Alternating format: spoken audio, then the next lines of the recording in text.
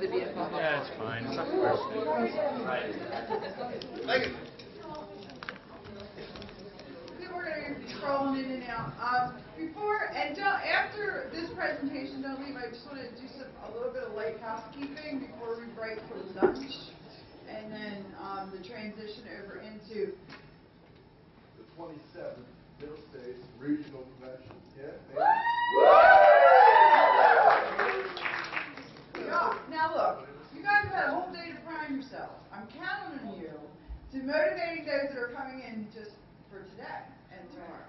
It's up to you. You got a big job. Are you ready for the job? You're gonna walk around, yeah, I was here.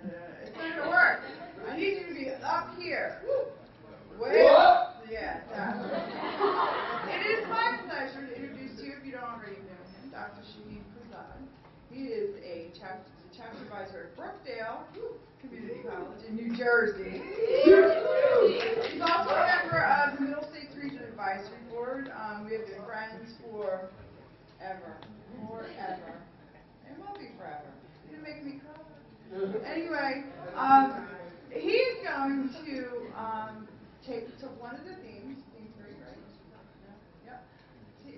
And give what we were talking about earlier, his personal story about the frontier and the spirit of exploration. The title, Spirit of Exploration, is, I can't say that word, I need to sleep. The spirit of exploration is alive and well. So give Dr. Shahin Pirzad a round of applause and your full attention.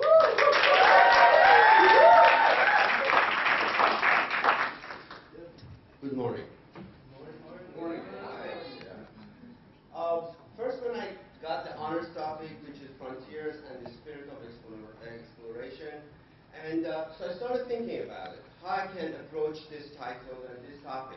And eventually, I said, why not looking at it from the spirit of exploration is alive and well? But it's very, very broad.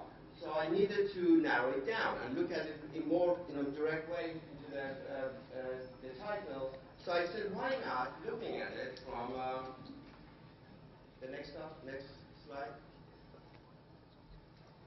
which is this spirit of exploration and the immigrant experience. And the reason I picked that topic and narrow it down to the immigrant experience because I'm an immigrant. I'm a first-generation American. So I thought maybe I can relate that to my experience coming to this country and explore my frontiers of success or quote-unquote success and finding my way in the new country. But then it was too broad. So I said, but that was my original thought, looking at it from the broad perspective of the immigrants in this country. Then I said, why not again narrowing it down to one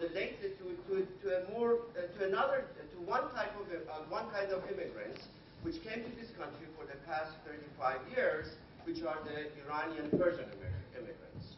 And they are they are the least represented in the U.S.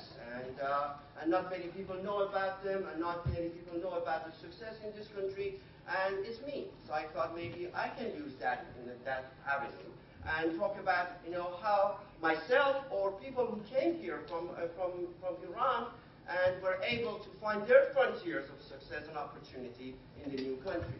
So that's how I came with the title of, next one please, The Iranian Immigrant Exploration of the American Frontiers. And in fact, for the past 35 years, these are one of the most successful immigrants in the U.S. So I thought, start talking about it. But before getting into detail about it, I thought about looking at a quote, which is the next slide, please, which is, I think, very much related to the honors topic, which if you can read it for a second, basically tells you that if you look back 20 years from now, and you want to see how much you explored, how much you were able to be successful, how much you were able to find your goal or frontiers, and you don't want to go back and look back and say, oh God, I could have done that, I should have done that. You don't want to do that. So the best thing would be what? Be able to, which is most of the immigrants in this country did, was what? Break down the comfort zone, break down your walls, try to what? To find where you can you can find yourself, some of the qualities you didn't even know you have. And so, and as you can see, it's very much related to the understudy topics. And then the next slide, please. And for why we pursue the journey, as I said, earlier, again, why we want to, and all narrows down to what? To the discovery of what you have within you, which, in my case, I didn't know I have it, till I got to a point that, I had no other choice to find myself, and then I said, oh yeah, I have that quality of discovery, and which I can find my frontiers of success in my country, in my new country, or in the place which I'm now. And so in order to get that, next slide please. My dream, my journey, who am I and why I'm here. And in order to look at this, I had to go back to my history, what made me to come here, and my background, and what pushed me to find my success. And from a personal point of view, I lost my father when I was 13. And my sister was 16, my brother was 10. So there were 3 teenagers. And you're talking about the old country in the 70s.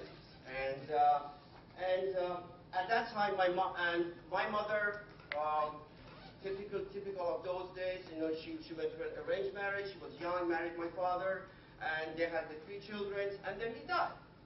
She was young. And the first thing happened, my dad's brothers, I know they had the best intention, none of them had children. So they thought of us as their own children. So they told my mother that, you're young, you're bright, why don't you go and find your goal, and let us raise your children. And that was what, they told her. One thing I remember that my mother fought with, what's the word, with nails and whatever, that she's not going to lose her children. And then she fought for it. And she stood out, and you're talking about a woman, she married very young, very sheltered, very shy. And then, she had to come out of it. She had to what? Fight for her children. And when she fought for her children, one thing she found out was, oh my God, I'm strong. And that helped her what? And actually, I came up with this morning. I came up about my mother. I didn't even want to talk about her. Then I said, yeah, she found her frontiers from her point of view, which was what? Her independence, her strength. That's what? First to fight for her children, for the future of her children, and she did. And after that, then she went and became an assistant principal. And then she became a successful woman, and and then she was an independent woman for many, many years, till she retired, and then she moved here. She has been living with us for the past 15 years. So her frontier was totally different than, what I had in mind. Her frontiers was what? Independence, strength, leadership. And by the way, that's my mother when she was still, in Iran as a young woman, and that's her. She's now, and you all know Angela Saragossa, and so that's from 70s, that's from the 2012, 13. So that actually was my inspiration when I look, which I didn't really think about it. I didn't think about it at all. That what made me to become what I am today. So. But regarding myself, so it was, I was 13, lost my father, and then that was like 2 years before the Iranian Revolution. And then they sent me out. The best thing to do was what? To send all the young people, if they could afford, out of the country, to send me out. And so I left, Iran, and eventually I came to U.S. But luckily, I was lucky. I think I was one of the lucky ones. Because coming here, my sister and my brother-in-law, they were here. They were at Purdue University. So, but that was during the time that the Iran-Iraq war started. There was a revolution, so no money was coming out. No money, so I was out of the country, and I do remember I had only money for 1 semester. That's all I had. And so I had to find a way. I had to find a way to what? To find my goal, to find my frontiers. And again, I was myself, and I know probably you cannot notice that I was very shy. Extremely shy and very protective, and so imagine that at age of 17, new country, a shy person, no money, and what I had to do, I had to find somewhere, and I never forget, and I was sitting in one of my physical chemistry class, thinking of what should I do? I don't have money for next semester. What should I do? But one of the things I was able, which the environment helped me through the education was I was able to get, scholarship at least. But they had actually at Purdue University, the foreign students scholarship. How many people here are foreign students here? All right, so that's one of the opportunities you can find, which helped me actually to build up my success. And at least I know that by then, my tuition for the bachelor's degree was taken care of. But then I had to live on something. And as a foreign student, I could only, and I'm sure some of you can relate to it, we could only work inside the university. We couldn't work outside. I mean, I didn't want to do it legally, so I had to work inside the university. So I was so limited in terms of, where I'm going to get, income. And I never forget, all of a sudden, that shy guy, and I had to break it down. I had to get out of that, and I never forget, I went to every single research lab. I went to all the cafeterias, and I became the best dishwasher at my university. And then I got promoted, and I was serving food. But I enjoyed it. Why I enjoyed it? Because I found something within myself I didn't know I had. That actually I can go for things and forget about the shyness, and eventually, I was able to go for my master's degree, eventually for PhD, and but that was the first thing helped me to find my frontiers, and I think I'm successful. I think because I found what I wanted, and I get joy from what? From teaching you guys. So that's my success. That's my frontiers of success, and I was able to do that. And what helped me was this country. Because when I came here, first I had this scholarship, which they helped me. And then, when I went for my master's degree, again, I got the research, I became a teaching assistant, research assistant. They covered my costs. Then when I went for PhD, the same thing. And then I ended up, teaching at, Brookfield Community College for the past 21 years. So that was and from that point of view, my journey, my success, I think, that was my success. That was my frontiers. That was my goal. That was my opportunity, finding my opportunity. And I feel satisfied. I feel I got what I wanted. And I'm not going to stop because you always have to move and find better frontiers for your success. But, so that was my little thing. So anyway, so next slide, please. So one thing I just want to talk about Iranian Americans or Persian Americans. By the way, it's Iran. It's not Iran. Nobody ran.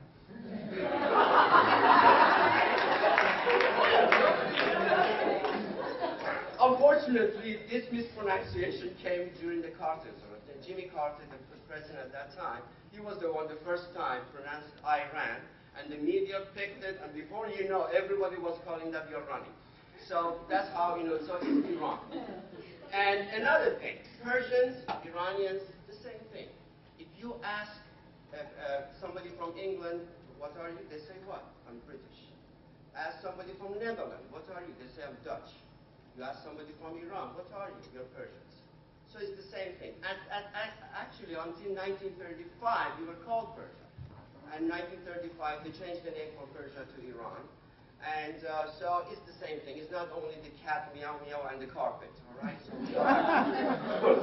we are a race, And Persians actually, as I said, we speak Farsi.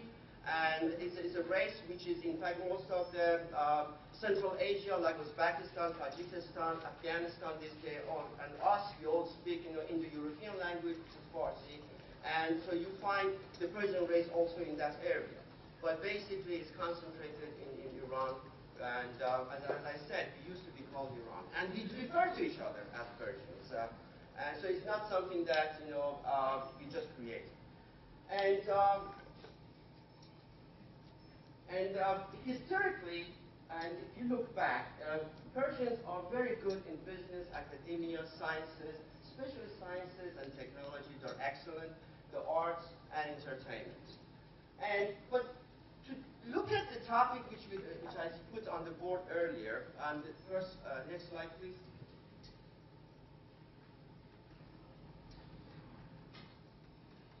I had to look at, and these are some statistics, and which talks about, how the students came here, And you can also go to the next slide if you want. But when I was looking at the topic, I had to go back and look at how the Persians ended up in U.S., how they found their frontiers of success in U.S. And I had to look at the, before the Iranian Revolution and after the Iranian Revolution. And some of the studies I did and looked through, in fact, they came in three waves. The first wave, which happened, before the revolution, and then the second wave after the revolution till the 1980s, late 1980s, and the last one from 1990s to now. But if you look at before the revolution, what happened was, during the 50s, 60s, especially 70s, the country was very prosperous because of the oil revenue, so there was a lot of money in the country. And so it was decided that to put a lot of investment on the students. So the investment was send the students to U.S. And actually not U.S., all the Western countries, but U.S. was the most popular spot. And because the relationship between Iran and the United States was excellent, and so either through the government or through the private agency or through the families, because at that time also the middle class grew, so they could afford to send the children outside the country. So a big number of the students, came to U.S., went to them for higher education, master, PhD, bachelor in technology sciences, and so they were here. In fact, one of the studies said in around 1978, 1979, there were about 270,000 foreign students in U.S. Universities and colleges, and 18% were Persians. So that tells you what? That was a big chunk of the Persian students here getting the what? The higher degree, going through the education. And the plan was, after they finish their education, to go back to the home country and then what? Find their frontiers of success, find their opportunity in the homeland, which most of them did. And so what happened was, 1979, revolution came. And so already there were these students in U.S., and already a large number of them had gone back to Iran. And they realized, the ones who were in Iran, they realized that what? Oh my God, my frontier is what? Is closed now. And it really was closed. So they had no future, all right? So they had to find a way. What they are going to do? And so the ones who were in U.S., they waited for a while. Maybe something happens. Maybe the revolution disappears. We all did. We all thought it would disappear. But it didn't. So they realized that that's it. So they have to find a way. So they try to what? They try to find their future, their frontiers of success, what? In the new country. They were already educated, so that helped them quite a bit in terms of what? Finding their avenue, finding their opportunity. And the ones, in Iran, where, they had to get out. And so they had to find a way to get out. So what happens was, during you can actually go further with this slide, for the place. So what happened was, you had those people in Iran, they had to get out.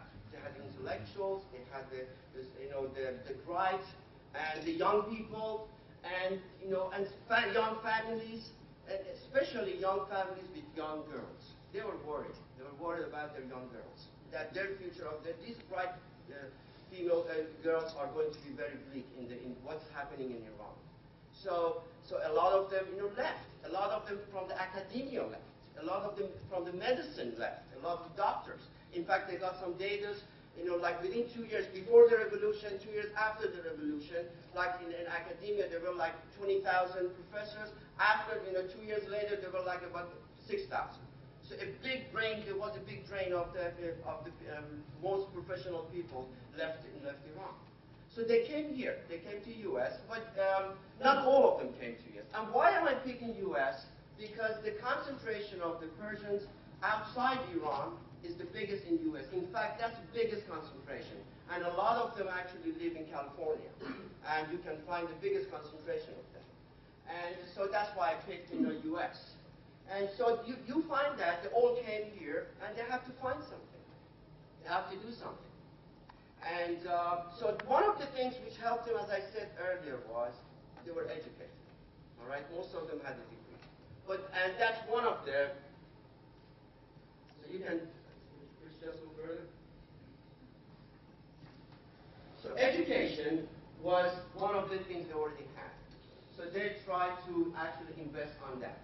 And them a lot, and in fact, it helped me in my case. Because with the education, I was able to establish myself in this country and find my frontiers of success and my goal here, which I ended up in academia.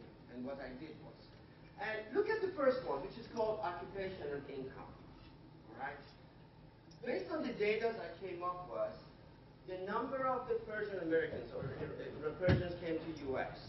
and started their own business is one of the highest among other immigrants can come here. Why do you think that is? Why do you think, occupation, having their own income, or having their own business, being self-employed? Why is it so high among the Iranians? Yes? Because with the revolution, they were under a great amount of duress, and if they could have their own business, it would give them a sense of autonomy and independence. That was one of the reasons. And what else? There's something else too. Guys, yes. Nobody would give them a job. Exactly. You got it. They were educated, but we were talking about an era. It was after hostage crisis, all right? So there was this negative image of the Persians here, and so it was very hard. So the best way to survive was what? Start your own business. They had the technology, they had the degree, all right? So the only way they could reach the frontiers of success was what? Start your own business, all right? And another thing about this community of the immigrants was they're very close-knit. They really try, and they cherish that. They cherish that close community, create their own close community. Especially, that was about the time that they were not really welcome in this country. Although, when you look at it, why they came here?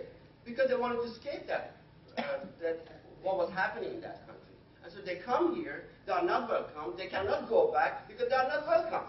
So they ended up what?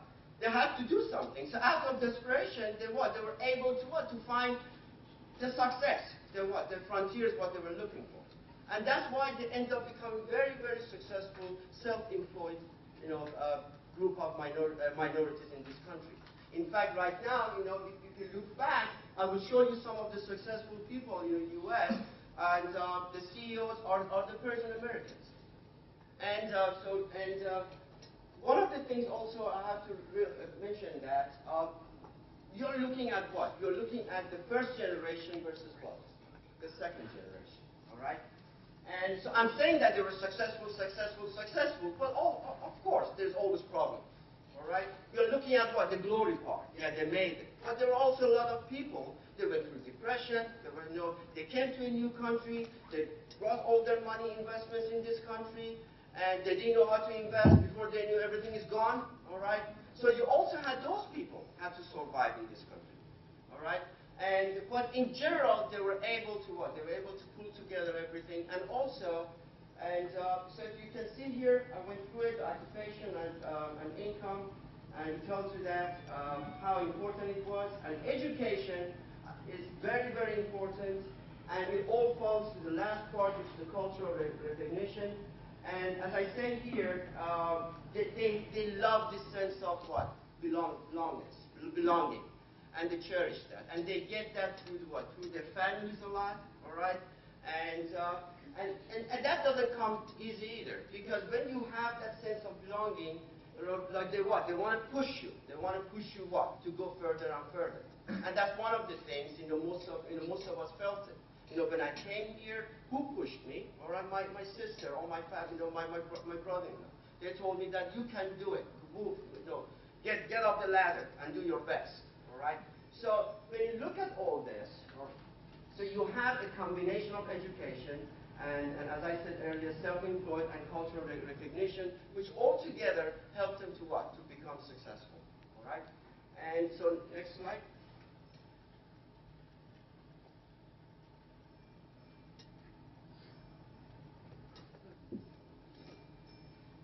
And but one of the things I also wanted to discuss about, which I mentioned slightly, was the first generation and you have the second generation. First generation, you come here, it's a different country, all right? Although they were all Western educated, but still a different country, all right? Some of them were older. So come young is different. When you come young, you just get adopted and you adapt yourself to the new country, to a new system, and then you move forward, which was my case. I came young, all right, so I was able to what? To face the obstacles and face that, yes, I have to, wash dishes, clean the floor, or I don't care. I just want to move on. I just want to find my way, and I don't mind to do that, all right? And but with the older people, it was not easy. And then also when you come here, it's a different language. And you have the language, so they are not the master of the language. But, so that was the big obstacle. And as one of the audiences said, they were not really that much welcome. All right? So they had, so there were all these obstacles falling into them. But the thing was, I think one of the reasons really helped them to push and push and push, that was the cultural unity. They tried to create their own culture, their own community. And as I said, like in California, it's one of the biggest community of the successful Persians, and you can come across. And so they were able to do that. And but the second generation had it much better, because the second generation, and they didn't have some of the obstacles from the first generation. They came over here, and you can see a lot of the second generations, we were able to what? To move the ladders, find the frontiers of what? Of success, of opportunity in this country. And so that was one of the important things. But one of the things came up to me was, as we all say, we all talk about the United States is what? Is the melting pot, all right? But when you look at it, I like this. I like what, Frederick Jackson Turner said, that we are not really a melting pot, because, Angela Saragassa, she's after 2 generations, she refers to herself as what? I'm Italian, all right? I'm Persian. That person is Chinese American. The other one is Polish American. We all have what? We all have our little what? We are proud of what we are. We didn't lose it, all right? Some countries, when you move there, they want you to what? To become that. All right? They want you to lose your culture. They want you to lose what you come from. But in this country, they don't do that. They say that cherish that. Right? Cherish that, use where you come from, which makes you what? Stronger person to find yourself. To find your, I use the frontiers of success a lot, right? So, so to find that frontiers. And and he brought it up that we are not nothing, but we are what? We are a bowl of salad. All right? Probably I'm the cucumber. So each, and I think his example was very, I think really touches the point that each individual has his own or her own identity, but all together we are what? We are one America, right? One country, one nation, and that makes this country still, I think, is a land of opportunities, land of finding the frontiers, and it hasn't gone, and it's still coming, and we're still getting immigrants coming in this country trying to find their success, their frontiers of success in this country. So next slide, please. All right, I just thought maybe I can bring some of the successful, Iranians here. These are all first generation. They are Iranian boys. All right, like Shora Dashmug, I don't know what you can pronounce her last name, and she was the Academy Award winner from the movie House of Sand. Did anybody saw that movie? Angela's movie. But she used to be a very famous actress in Iran, and she was very, she was very bright, and she left the country. She came here. And as you know, and I'm sure a lot of, other people from different countries felt when they came here, in her case, and it was hard, from being so successful in the home country, now you come to a new country, they didn't give her anything. She couldn't find many jobs. Right? She was always what? Stereotyped. Like which happens to a lot of minorities in this country. When they come here as an actress or an actor, you become stereotyped. All right? But she was able at least to find what? At least to find her, which was in her case, her success, her frontier, to find that, that yes, I can do it in my new country too. And she won what? The Academy Award. And she's not young anymore. She's probably pushing 60 now. She looks good, doesn't she? And the other one, I know if you've heard of the perfume Dijon. Nobody heard. But he was one of the famous designers. I think he was George Bush's designer, and very successful, extremely successful. And he had his house of Dijon, and he died about 2 years ago, and very young. But he started from a small shop in Iran. And when I was reading about his history, he came here, and then started again from a small place in California. And because he was able to, and he was what? Self-employed. He was the same way. He was self-employed. He went for, to build up his business, his future, based on what? Based on what he can do. And he became a multimillionaire. But one of the things, you can see regarding the Persian Americans is, yes, they're very good in academia, they're very good in technology, and they're very good in entertainment, but you don't see too much of them in politics. They kind of shied away from politics till recently. And you can see recently some of them are getting into politics. Now, a couple of the mayors of Hollywood in California are the Persian Iranians.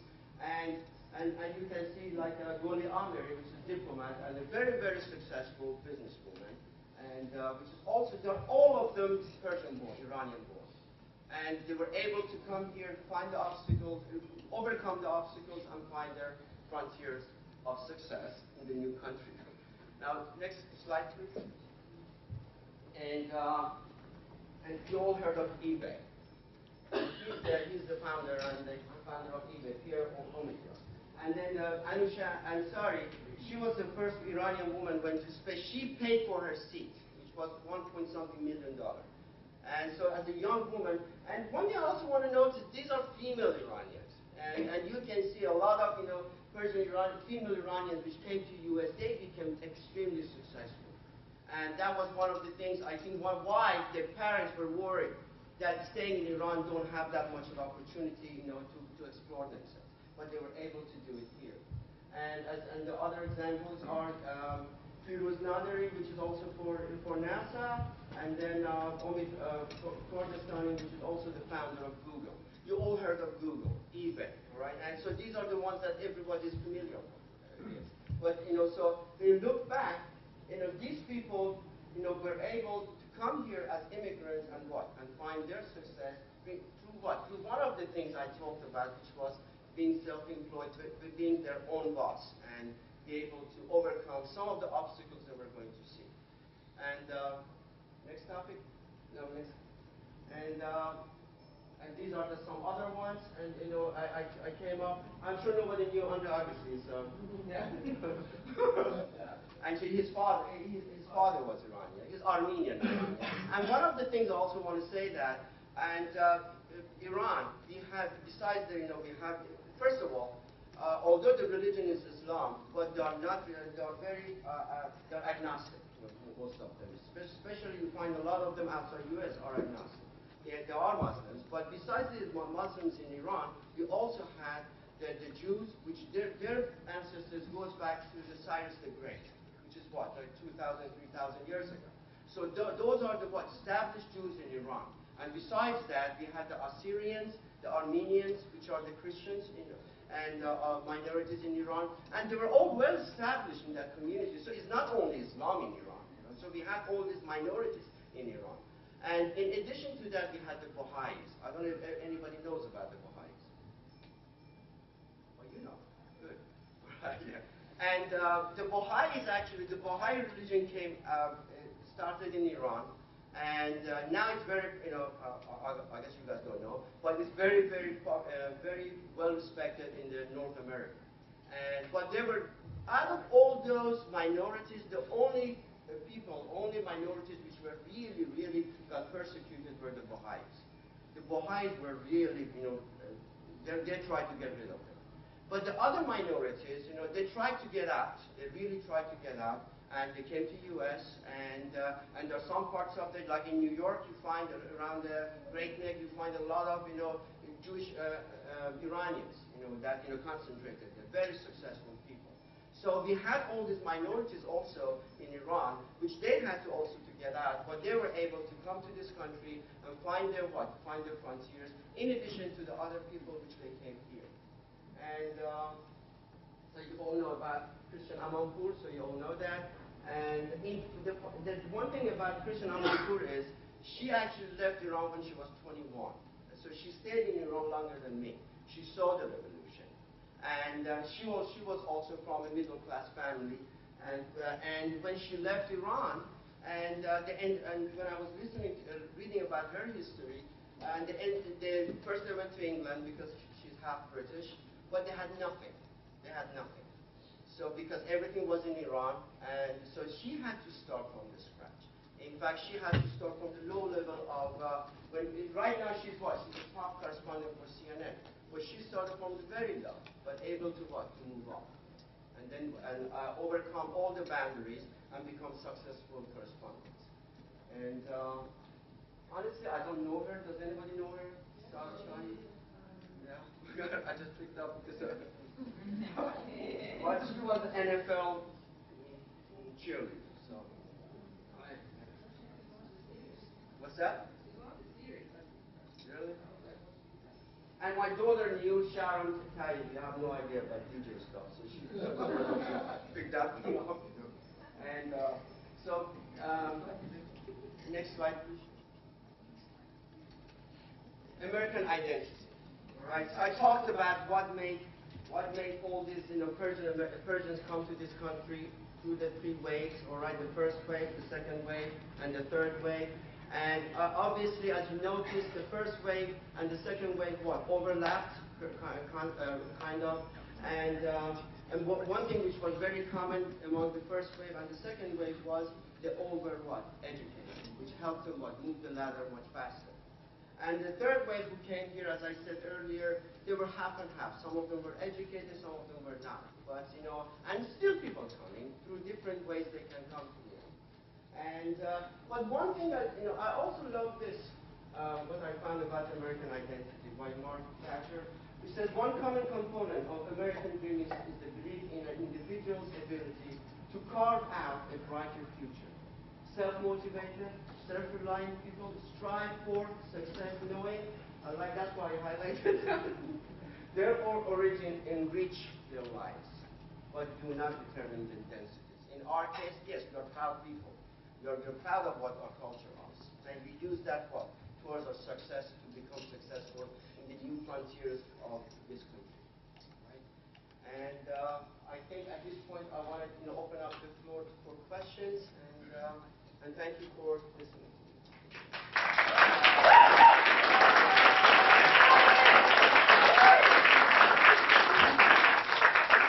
Yes.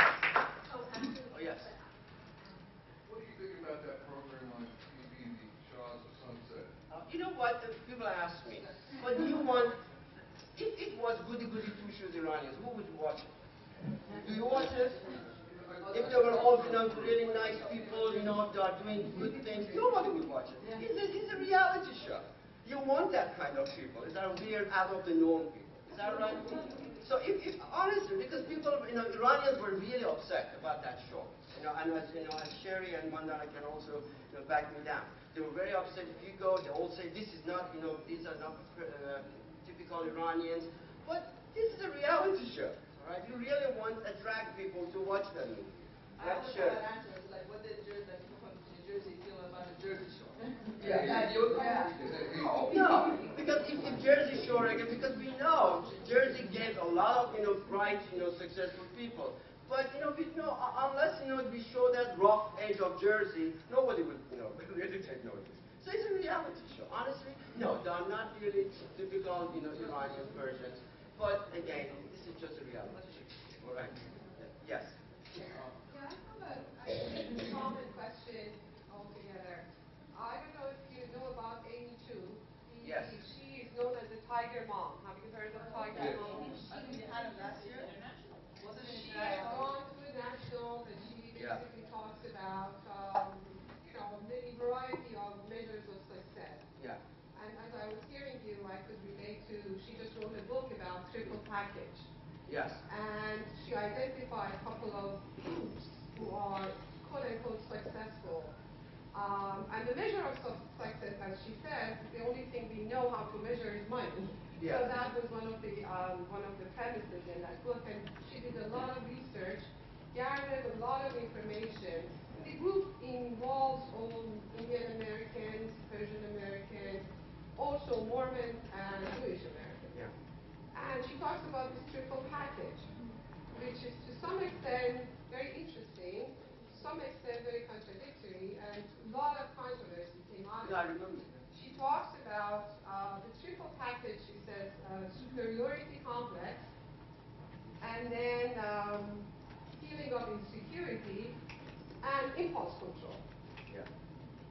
And she identifies that these are the three issues or three characteristics that make these groups more successful. And they are ready and they are willing to pursue their dreams.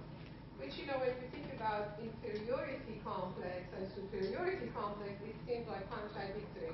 But there is some deep feeling of insecurity that drove a lot of these immigrant teams, these immigrant groups to reach where they want to be. In fact, a lot of the things I talked about is very it's very common among many immigrants came to this country, and so you can see a lot in common among many of the immigrants came for the past century or so. I think you raised it. Yeah, I'm just noticing as educators here, it's really remarkable to see the decrease in the number of professors in Iran after the revolution. It looked like it dropped about 50%. Yeah. And since you seem to be so passionate about education and such, I wondered, did it ever occur to you to return for a year or so and offer what you can as an educator? You know, to be honest with you, I went back to Iran. The political environment is different. And when I left Iran, I was 17. And I didn't go back to Iran until about 4 years ago, after 30-something years. So, and just wanted to come back to your question. When I went there, I couldn't even relate to the country because I was told I was out of it for so long. I'm still passionate. I'm an Iranian. I'm a Persian. But the country had changed a lot. And I even went to the street which I grew up. I couldn't recognize that street. I felt I'm totally, lost. Also maybe because I went there only for 10 days. As soon as you get there, you have the jet lag before you know you're out of it. But and so it's my mind. But do I see that they're going to appreciate me if I go there, or they're not? It's very right now. It's very confusing for me. If I go there, how are they going to treat me? How are they going to take advantage of me? So it is in my mind at some point go and give it back to the country. But I haven't really, I don't know. To be honest with you, I don't know. I'm confused. I should have answered that. That statistic is only for just before and after the revolution, when everybody, all that generation left. The number of the university probably right now tripled, or like maybe quadrupled as system. So a lot of people came and got educated. Our next generation did go back. So like right now, if you go look at the number of the professors right now, it's not 8,000. I guarantee we're looking at like 30,000. No, that was right before the revolution. That was just before and just after. Like everybody left the country. Not now, right now. And another thing I just recently found out was, so obviously not everybody could leave. All right, some of them had to live there and they find the best frontiers of opportunity in Iran. And one of the data they found out was number of the graduates from the university. In fact, women are higher than men. And that scared the government because they realized that men are not getting as educated as the females. So they started giving like quota, that percentage can apply. And I don't know how far they went with that. But there is a big number of educated Iranian females in Iran right now. And yes. I actually just had a couple of comments. First, I want to thank you for a really great talk. I thought it was excellent. And part of what I was trying to focus on while you were speaking was obviously the relation to the new honors and action topic. And maybe it's a negative connotation, but another way of thinking about frontier is the idea of boundary, right? Yeah. And so your talk really hit on both boundaries and going past them, or frontiers, if you prefer, if it's more positive. And just how many of the different themes, as I quickly flip through the book, your talk really touched upon, because you touched upon the frontiers of ideas. I mean, how do we define ourselves as people? Is nationality or racial identity a frontier that we sort of sit behind, or pass through, or economic, in a political economy, how is that a frontier that your group of people that you looked at here, sort of moved beyond? So I just thought it was really fascinating, and that it was a very good example of how by looking at one thing, you really could have picked almost any one of these things, maybe not space. But I mean, as physical space purely, you could, because it's also about movement from one place to another, and what do national boundaries mean anymore. So you actually could have picked any one of the themes pretty much and really made it sort of the guiding principle of the talk that you just touched on here. So thank you very much for that. In fact, as I brought up my mother, I didn't even think about that. Gender How did she discover herself, her frontier, and she was able to find her frontier through what? Her independence. Something that she didn't even think about. The strength within her. She didn't even know she had it. And so, as was mentioned, it can't just be, the boundary is also within yourself. How far you can go beyond that. Yes? Well, I have two questions. The first one is, when you were speaking about your mother and your personal story, with your Japanese coming into the country, it seems that when you were talking, you seem to repeat the phrase, "I didn't know I had it." And Yeah. so, although you didn't quite touch it when you were speaking about your challenges and stuff, I thought that a unique angle would be that you seem to explore something new within yourself. So, yeah, I guess my question is that fair to say that, since you didn't add it, you explore something, not just outside, but, within yourself? Exactly. I didn't know. As I said, I was shy. I was protected. I was, and I didn't know, what's going, I can handle all this. But you get to a point, you have no other choice. Either, find it and move on, or get destroyed. And I just pursued it. I just went after it. Yeah. Yes, ma'am. This is too personal, just say. Yeah. So when you were talking about when your father passed away, and that your uncles were trying to help your mother by saying, you go, explore what you need to do, and we'll take care of the children. Was it really that nice of a reason, or were they thinking that was that their motivation truly? That's a very good question, Okay. right? And because the way I'm looking back right now, I think at that time they realized, quote unquote, she was a very pretty woman. She was young and she was bright. They thought, she's going to find a guy and move, all right? We better save these children before she drags these children with her. That was their idea. I think that was, in their mind, they thought they were doing something good, but when you look at it, they were selfish. So that's the way I'm looking at it. And then, and honestly, one thing I also want to say that one of the reasons I pushed and pushed was to get to where I am, where my frontiers was, I know I use my mother a lot. I said, if this woman was able to stand on her feet from that protected background, she was able to do it, I should do that too, because I came from her. So that pushed me, also that pushed me. This is my last question. Oh, that's cool. I had two, and then first, and then, okay. Second question is, I was hoping that you can elaborate more on the analogy used describing Americans in America in terms of, not a melting pot and instead of a boiled salad. You went and sort of explained it, but in response to this gentleman's question, when you went to your country, you said quote unquote, I felt lost when you went into your old street home, and that kind of sort of puts a wedge between that salad bowl, because if you take out a piece of lettuce from that salad bowl and put it in the other one, that doesn't change the salad. I'm still a Persian. I'm still an Iranian. I still know about the core concept of Persians. That's what I said. You never lose that. Italians never lose what identity they are. That's what I talked about, their identity, your core identity. I couldn't relate to the environment I went, but it never changed me. I'm always going to be a Persian. I'm always going to be proud of myself. That's what I'm looking at. Like a Polish American, all right? They're always proud of what? Their Polish identity. Like a, I don't, I'm using American a lot. I'm Italian a lot, but you never. What's that? Irish. Irish, exactly. Irish Americans. I mean, how many generations of Irish Americans we have? You still go to Boston, all right? Maybe the third generation American.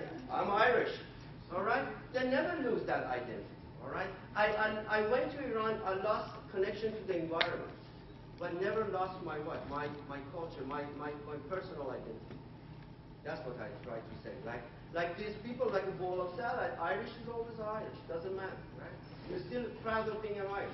You're still proud of being a Portuguese. That's what I meant by it. You still follow your identity. You never lose that. If I can express, yes.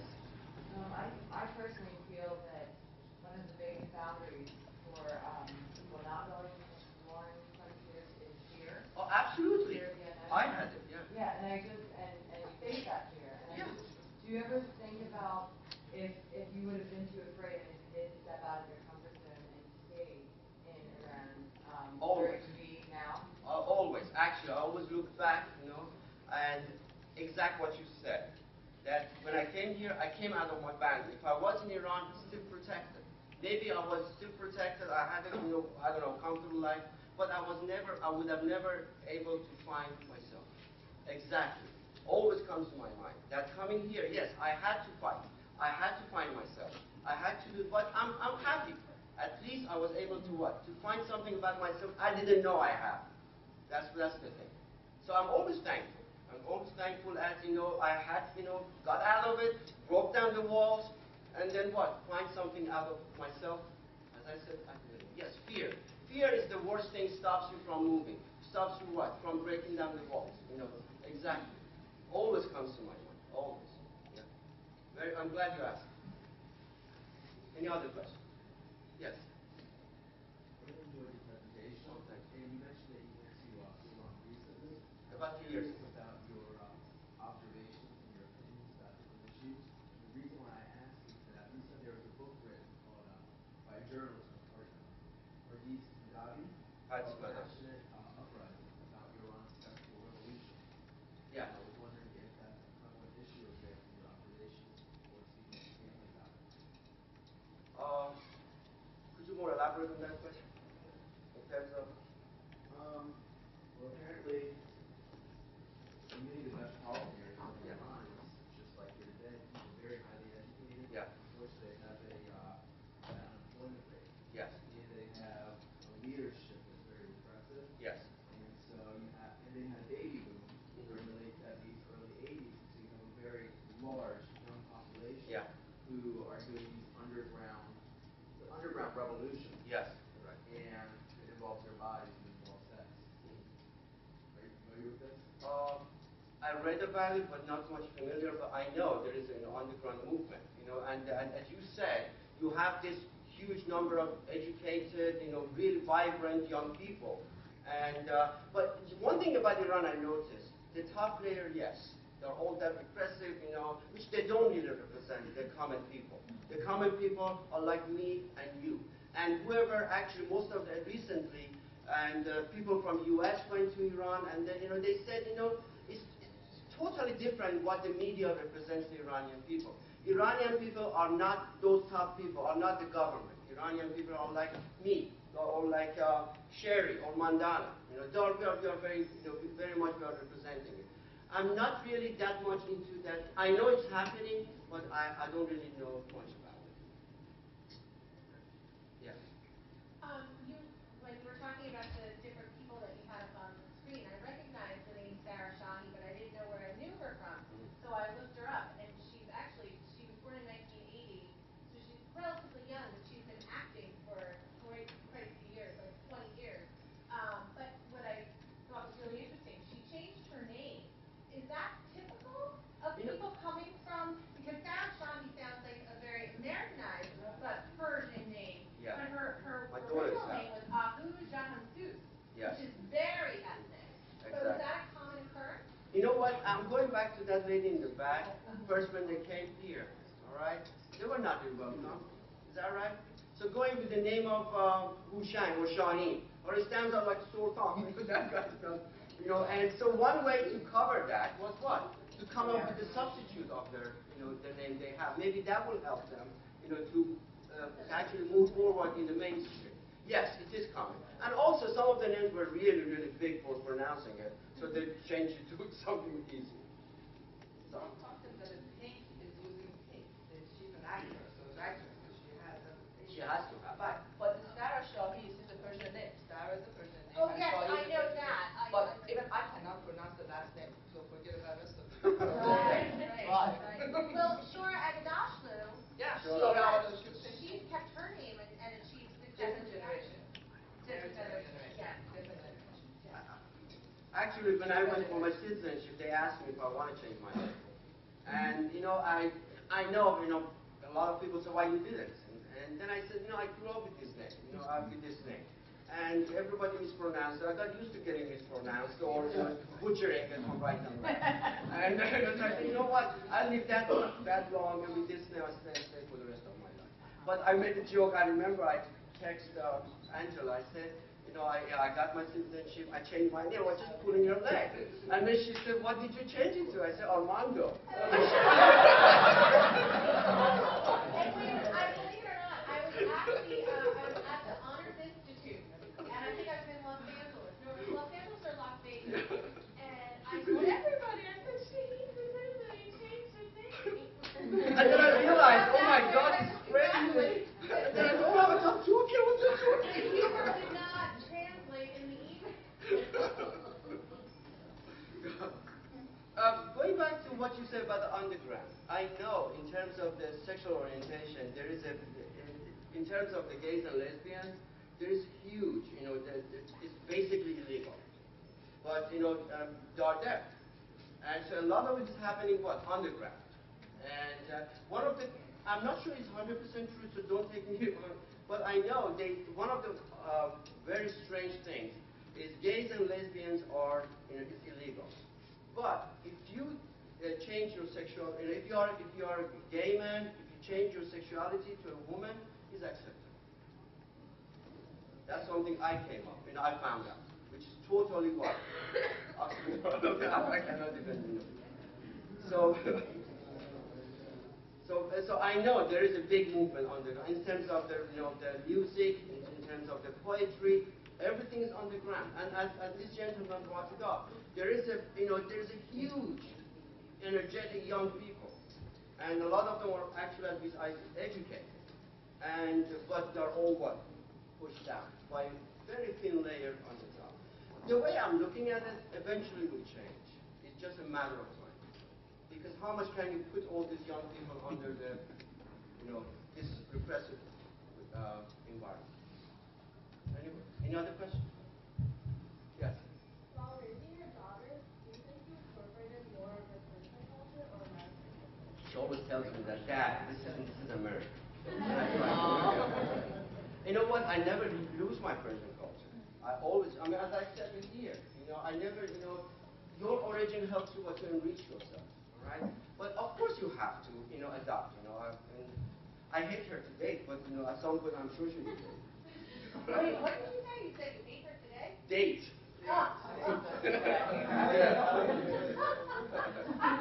That goes back to my accent. I guess like any father, they don't like their daughters to date. Right. Yes, I use my definitely I use my, incorporate my Persian culture in raising her. But again, you have to adjust it to where you are and how it can work here. Any other questions? Yes. My question is, what would be your best advice for students? Because I know I know for students, and especially international students who are coming here specifically because obviously they want to better themselves in terms of practice, maybe like possibly one of the goals just to get education, and in general terms also like the students that are first in their families to go, and they seem like everything is insurmounted at this period, and from you sharing your story, you overcame those goals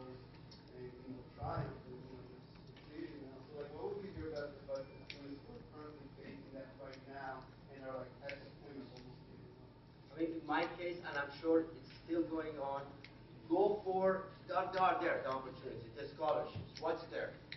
And in my case, again, I went for what? I looked around, and nobody knew about international scholarship. I was able to find it. So you have to look around. You have to knock different doors, find out what are the opportunities. And one thing about this country is these opportunities are there, which are not in other countries. And I went through master's, PhD with what? Paying not even a penny out of my pocket. And do you think if I went to England or to other places I could have done that? No. But I was able to what? When I went for my master's, I looked for assistantship. I looked for teaching assistant. When you become a teaching assistant or a research assistant, so basically you run like the lab in chemistry, that's what I did. As a research or teaching assistant, you ran the labs for the freshmen, and then you did research for your research advisor. That covered your tuition. That covered also for a pocket money, which was enough to survive. Then I did that for my master's. I went for PhD, the same thing. I looked for a university which has money. That's important. And I had a major which generally the universities have money for. So that helped me a lot. With chemistry or the sciences, you have that. When you go to Rutgers, when you go to Purdue, or when you go to Wayne State, they have research facilities. So I would suggest that if you go for higher degrees, look for universities that are strong in research and they have money. Then they can provide that assistantship for you. That's what I did. I looked at places they could support me. I know I could have gone to a small private school, then I would have been bankrupt until now. So these are the things, as a foreign student, you have to be very, very creative. You have to find ways to do it. And so that would be my suggestion.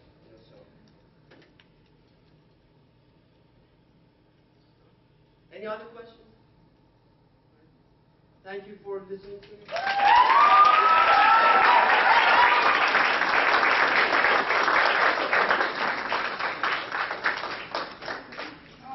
Another round for Dr. Pirzad.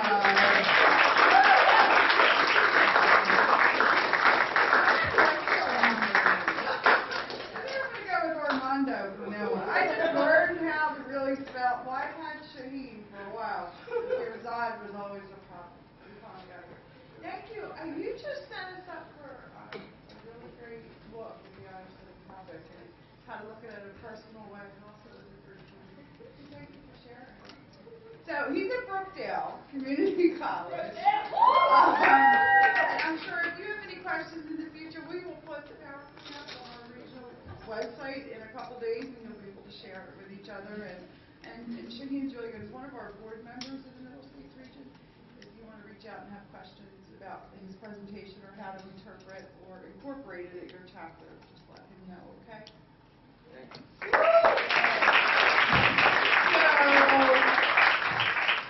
How about that? We are running on Middle States region time. That's awesome. Now that'll all change when convention starts.